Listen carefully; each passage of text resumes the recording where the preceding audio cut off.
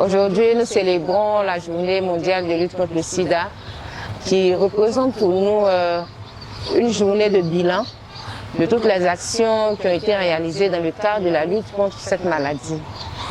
Et pour nous, au niveau de Coalition Plus et Espace Confiance, cette journée aussi est un prolongement de la Semaine internationale du dépistage qui débute du 21 au 28 novembre. Et à la suite, au 1er décembre, nous célébrons la Journée mondiale de lutte contre le sida.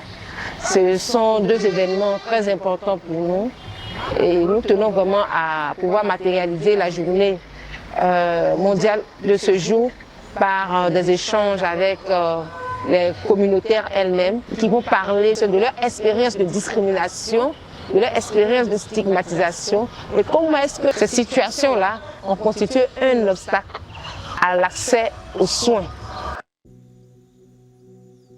Dès que j'arrive avec un malade, les soignants trouvent que mon malade est sale, il sent mauvais, c'est un drogué, c'est ceci, cela, il est mal coiffé, il sent mauvais. Il y a même qui demandent des déodorants pour pomper dans la salle afin que l'odeur puisse partir. Et que c'est très stigmatisant de trouver une personne et ne pas le prendre tel qu'il est en disant que lui là il est trop sale, c'est un drogué, c'est ceci, cela. J'ai tellement suivi des stigmatisations, il est arrivé des moments que moi on m'interdisait de rentrer dans la salle, on me faisait attendre sous l'arbre là-bas. Et lorsqu'on a fini de prendre les autres patients qui ne sont pas usagers de drogue, avant de s'occuper de moi. Akissi a quitté ses parents à cause des préjugés, des gens. Et Akissi étant malade, Akissi ne pouvait pas aller à l'hôpital parce qu'elle était très efféminée. Et toutefois qu'elle avait la possibilité d'aller à l'hôpital, elle était victime de maltraitance. Les gens ne prenaient pas soin d'Akissi. Et puis il faut dire aussi que le plateau technique n'était pas vraiment approprié pour la prise en charge médicale d'Akissi. Donc Akissi s'en allait chez elle sans vraiment bénéficier des soins. Et toutefois qu'on demandait à Akissi d'aller à l'hôpital, sa préoccupation, est-ce qu'ils vont me traiter? Quand je vais à l'hôpital, on me traite de tous les noms. Je suis rejeté à cause de mon orientation sexuelle et à cause de mon statut sérologique. Parce que à la suite, Akissi avait su un peu son statut sérologique. Donc les médecins traitants ne leur offraient pas la capacité de vraiment avoir l'estime de soi et pouvoir se prendre en charge en matière de santé. Donc Akissi s'est laissé mourir un matin chez elle à la maison. Toutes les stratégies qui sont mises en place pour la capacité des agents de santé, faire de sorte que ces barrières puissent être levées au niveau de l'établissement sanitaire. Mais ces barrières existent. J'ai été témoin d'un cas où le sujet a été référé dans un centre de santé dédié. Et là, il a mal perçu, c'est-à-dire il était choqué de la réaction de la personne qui l'a reçu à l'accueil. Déjà, il était sceptique d'y aller parce qu'il a dit non, il ne voudrait pas que les gens sachent qu'il était porteur du VIH. Mais je l'ai rassuré lorsqu'il est parti. Le premier contact avec l'agent de l'accueil a été choquant pour lui. Il a dit qu'il n'ira plus dans ce centre parce que il ne veut pas subir, comme on appelle, ce même taxe. Au niveau de la santé, il y a encore des barrières parce que la stigmatisation se vit dans les centres de santé. Nous, les femmes trans, nous avons un réel problème parce que quand on arrive dans un centre de santé, le regard déjà du personnel de l'agent d'accueil nous met mal à l'aise. Ce qui fait que souvent, les filles, quand elles arrivent dans les centres de santé, c'est difficile qu'elles puissent s'ouvrir, dire le mal qu'elles ont.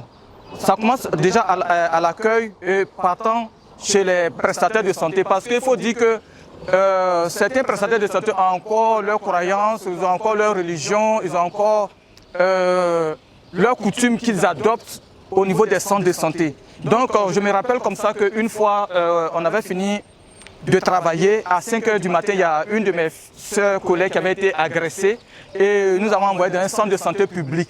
Et arrivé là-bas à l'accueil, quand la dame a vu que c'était une femme trans, elle lui a dit carrément que vraiment nous ne pouvons pas vous recevoir parce que ce genre de personnes, nous ne le recevons pas ici. Donc on était obligé vraiment d'aller prendre la personne en charge. On a fait ce qu'on a pu. Heureusement que ce n'était pas aussi grave, sinon elle pouvait perdre la vie là, à cause du refus de cette dame. Aussi, je me rappelle encore, il y a une de mes soeurs qui a eu des problèmes de condylome au niveau de l'anus et elle est partie dans un centre de santé. Malheureusement, la dame qui l'a accueillie lui a dit que sa religion ne lui permettait pas de regarder dans sa partie anale. Donc, la pauvre fille était obligée d'aller faire des médicaments traditionnels. Ah, c'est un cri de cœur que je lance dans ma communauté, de savoir que ne soient pas toujours sous l'offensive et sur la défensive pour accuser ceux qui sont en face de nous. Ils peuvent ne pas savoir comment te recevoir. Quand tu finis ton service, c'est-à-dire quand tu finis ta procédure de prise en charge, tu l'interpelles et puis à deux, vous pouvez échanger. Et lorsque on constate ces faits de stigmatisation, on se braque. Et en se braquant, ce n'est pas une solution. Il faudrait que nous allons au-delà de l'acte. Et par la suite, on peut revenir et interpeller une personne et dire, ah, aujourd'hui j'étais dans notre établissement, aujourd'hui, mais telle personne, je n'ai pas apprécié sa manière de se comporter avec moi. Ça m'a beaucoup blessé. Et ça peut s'améliorer. Il faut dire qu'encore, nous, les personnes transgenres, je veux dire les populations clés, les centres dédiés ne sont pas assez.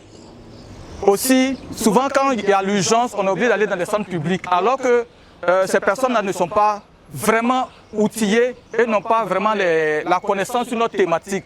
Donc c'est difficile pour nous de fréquenter les centres de santé. Nous sommes beaucoup victimes de stigmatisation, ce qui fait que quand souvent on est malade, on a recours aux médicaments traditionnels au lieu d'aller vers le centre de santé. Le centre de santé est censé soigner tout le monde.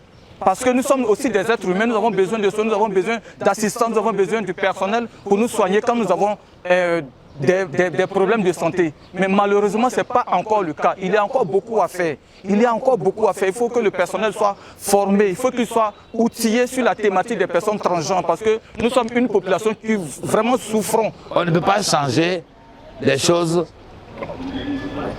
comme par une baguette magique. Il faut prendre le temps d'analyser les situations, étudier les gens.